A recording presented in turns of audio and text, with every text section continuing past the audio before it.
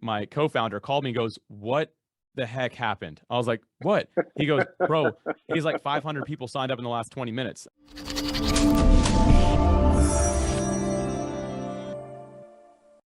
How did you scale it? Because you had 100 people at your ideal customers who already raised their hand.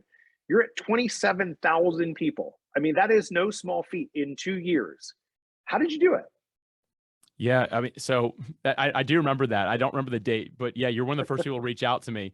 And I didn't even really know how to respond yet, if I'm going to be honest, because I just knew the 100 people that were on there. I mean, I just told them what I was doing. Like, I'm like, oh, somebody has a question. Like, what am I supposed to say here? Right. Like, so internally, I'll quickly mention like processes and having SOPs is extremely important. Like internally, it only works because I have time to do this. And there's a whole group of people that are doing other work that needs to get done right now.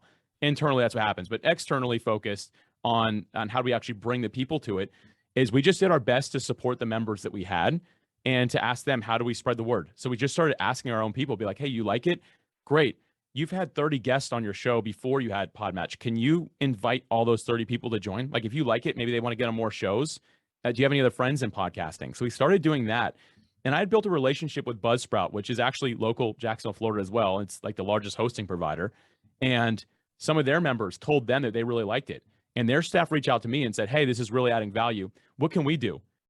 And I was like, I mean, maybe would you email everybody about it? And they're like, sure. The next morning, an email goes out to all some Wow. 100,000 people that use their platform, whatever it was at that point. I don't know the number, but I just know that Jesse, my co-founder, called me and goes, what the heck happened? I was like, what? He goes, bro, he's like 500 people signed up in the last 20 minutes. I was like, what? And he goes, dude, if you're going to do this again, he's like, you got to tell me. He's like, this whole thing almost broke. He's like, you can't have that kind of influx. Thankfully now that can happen. Like 2 days ago, we had 140 people get booked on interviews just in one day, which is awesome, but it doesn't hurt the system anymore. But early on, it was like painful. But so going back to the point there, I just started asking people, like I started being a friend and I started doing my part that I could to help those people as well. Like I could never return that favor to Buzzsprout with 100,000 people. But one thing that I do is whenever someone's like, hey, what hosting provider do you recommend? Buzzsprout. Easy. Every single time I say that, I'm like their biggest advocate. They have like supported me so much. So it's just a matter of us, hey, let's be a community together.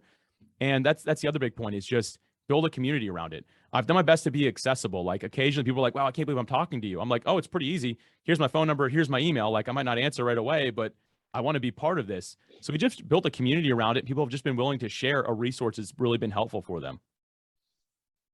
One of the things that I really dislike is when people say that someone's a self-made person, self-made man, self-made woman. I do not believe that in the least bit. I have stood on the shoulders of giants my whole life. When people loved me, when I didn't love myself, gave me opportunities, it was extraordinary. And so I think it's that humility we share, that lack of ego, and what a gift that Buzzsprout gave you. Right? All we needed was that chance. Like I think so many times people get almost to the finish line, and because we can't see the finish line, we stop, and we're inches away. And it's that discipline and that focus, that pig-headed discipline. Just keep on pushing.